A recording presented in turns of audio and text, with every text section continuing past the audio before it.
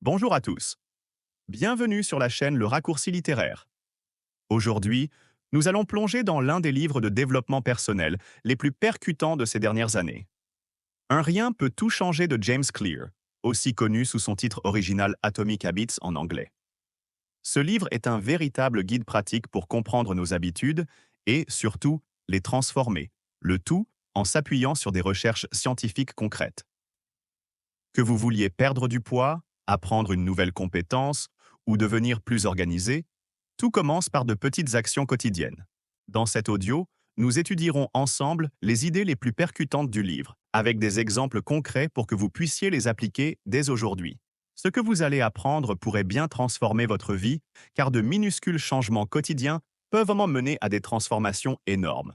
Nous allons décortiquer les 5 grandes idées de ce livre en profondeur.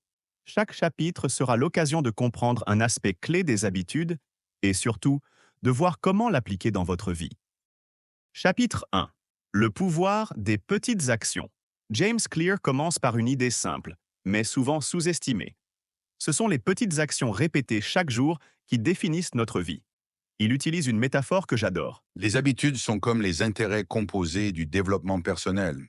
Autrement dit, chaque petite action s'accumule, et au fil du temps, les résultats deviennent exponentiels, comme la bourse peut le proposer. Imaginez que vous vous améliorez d'1% chaque jour. Cela ne paraît rien, n'est-ce pas? Mais après un an, vous serez 37 fois meilleur qu'au début grâce à l'effet cumulatif. À l'inverse, si vous vous laissez aller ne serait-ce que d'1% chaque jour, vous vous retrouvez dans une spirale descendante. Prenons un exemple simple, la santé. Supposons que chaque jour, vous décidez de manger une pomme à la place d'un biscuit. Ce petit choix peut sembler anodin, mais au fil des mois, cela pourrait réduire votre risque de maladie, améliorer votre énergie et même transformer votre apparence physique. Au même titre, si vous lisez 10 pages par jour, cela fait 3650 pages à la fin de l'année, soit une quinzaine de livres. C'est impressionnant. Mais ça commence par un rien. Lire seulement quelques minutes chaque jour. James Clear nous invite aussi à repenser notre manière de fixer des objectifs. Il dit, Vous n'atteignez pas le niveau de vos objectifs, mais celui de vos systèmes. en d'autres termes, il ne suffit pas de viser un objectif, il faut mettre en place des systèmes qui soutiennent vos actions quotidiennes. Un exemple frappant est celui des cyclistes britanniques qui, après des décennies de mauvais résultats, ont adopté une stratégie de gains marginaux. Ils ont amélioré chaque aspect de leur performance de seulement 1%. Des selles plus confortables, des vêtements plus aérodynamiques, jusqu'à la peinture blanche dans leur atelier pour repérer la moindre poussière. En quelques années, ils ont dominé le cyclisme mondial. Ce que cela nous apprend, c'est que le succès n'est pas le fruit de grands gestes spectaculaires. C'est une accumulation de petites victoires quotidiennes. Alors, commencez petit. Adoptez des systèmes simples mais efficaces. Et surtout, soyez patient, car les résultats prendront du temps à apparaître. Mais ils viendront forcément. Chapitre 2. Les 4 étapes des habitudes. Pour changer vos habitudes, il faut d'abord comprendre comment elles fonctionnent. James Clear explique que chaque habitude suit un cycle en 4 étapes. Le signal, l'envie, la réponse et la récompense. Prenons un exemple. Imaginez que vous êtes sur votre canapé et que vous voyez votre téléphone vibrer. Le signal, c'est la vibration. L'envie, c'est votre curiosité de voir qui a envoyé un message. La réponse, c'est que vous attrapez votre téléphone et vérifiez vos notifications. La récompense, c'est la satisfaction d'avoir découvert un nouveau message. Ce cycle se répète encore et encore, renforçant l'habitude à chaque fois. Pour adopter une bonne habitude, il faut donc s'assurer que chaque étape de ce cycle soit optimisée. Par exemple, rendez le signal évident.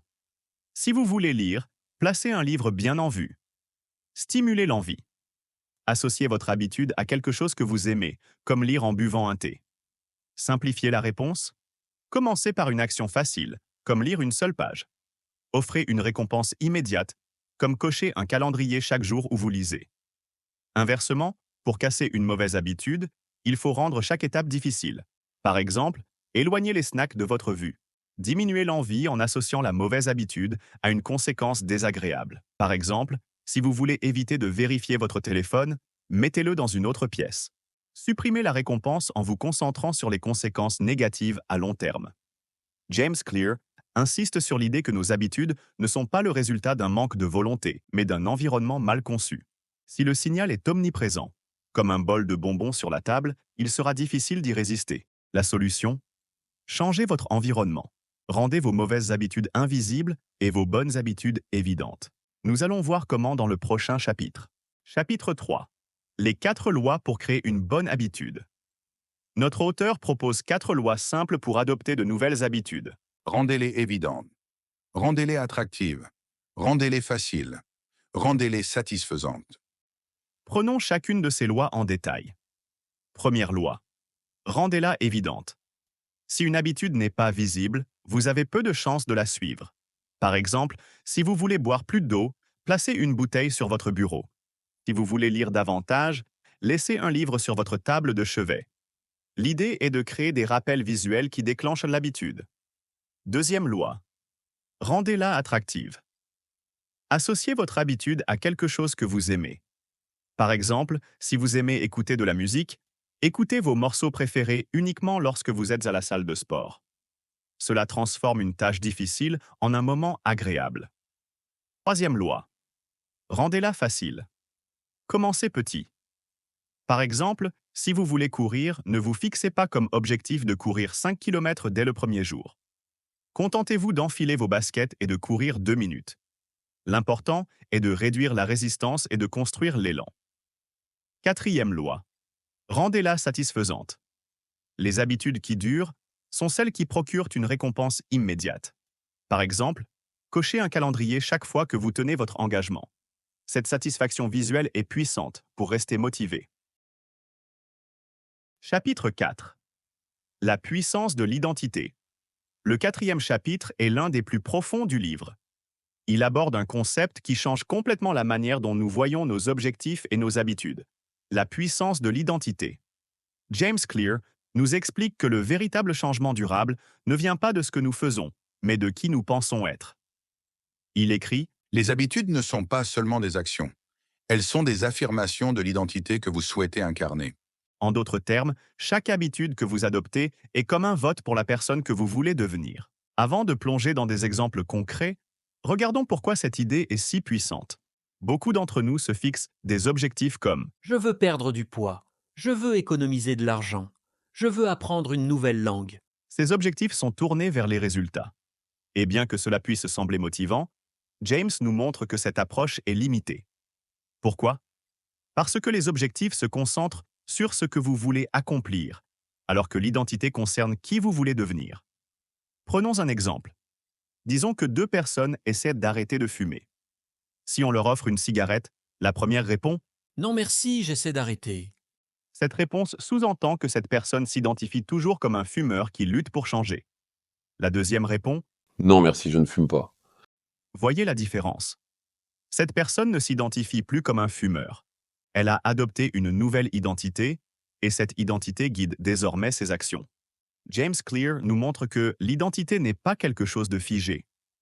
Vous n'êtes pas soit discipliné, soit paresseux par nature. Votre identité est une accumulation de preuves, bâtie par les actions que vous répétez chaque jour. Chaque fois que vous accomplissez une action, vous votez pour l'identité que vous voulez construire.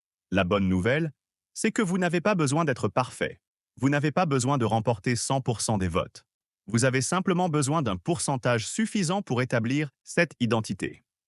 Un autre aspect clé de ce chapitre est de changer la manière dont nous parlons de nous-mêmes. Parfois, nos mots renforcent une identité qui ne nous sert pas. Par exemple, si vous dites « Je suis nul en maths. Je ne suis pas du matin. Je ne suis pas fait pour être organisé. » Ces phrases ne sont pas seulement des constats, elles façonnent votre identité. James vous encourage à inverser ce dialogue intérieur. Au lieu de dire « je ne suis pas organisé », commencez à dire « Je deviens une personne organisée. » Ce simple changement de langage peut vous aider à vous détacher d'une identité fixe et à embrasser une identité en évolution. Vous commencez à croire que vous pouvez changer, et cette croyance est essentielle pour adopter de nouvelles habitudes. Ce chapitre sur l'identité est peut-être le plus puissant de tout le livre, car il touche à ce que nous sommes au plus profond de nous-mêmes. Si vous voulez que vos habitudes soient durables, elles doivent être ancrées dans une vision de qui vous êtes. Alors, posez-vous cette question. Quelle est l'identité que je veux adopter? Et souvenez-vous-en. Chapitre 5. Surmonter les obstacles. Comprendre et gérer les difficultés des habitudes. Clear commence par expliquer que les obstacles font partie intégrante du processus. Ils ne sont pas un signe d'échec, mais une opportunité d'apprendre et d'ajuster vos stratégies. Il souligne que la clé pour surmonter les obstacles n'est pas une volonté de faire, mais des systèmes bien conçus. Prenons l'exemple de quelqu'un qui veut aller à la salle de sport tous les matins. Les obstacles peuvent inclure la fatigue, la difficulté à se réveiller tôt, le manque de temps, la tentation de rester sous la couette. Mais James souligne que ces obstacles ne sont pas insurmontables si vous avez mis en place des stratégies pour y faire face. Il propose des solutions simples mais efficaces. L'une des stratégies les plus marquantes de ce chapitre est la règle des 2 jours. Il explique que rater un jour dans votre habitude n'est pas un problème. La vie est imprévisible et il est normal d'avoir des contretemps. Cependant, le vrai danger est de laisser ces écarts s'accumuler. C'est là qu'intervient la règle des 2 jours. Ne laissez jamais 2 jours consécutifs passer sans suivre votre habitude. Par exemple, si vous ratez une séance de sport un jour, reprenez dès le lendemain. L'objectif est de limiter les dégâts et de ne pas laisser une absence isolée se transformer en une spirale d'abandon.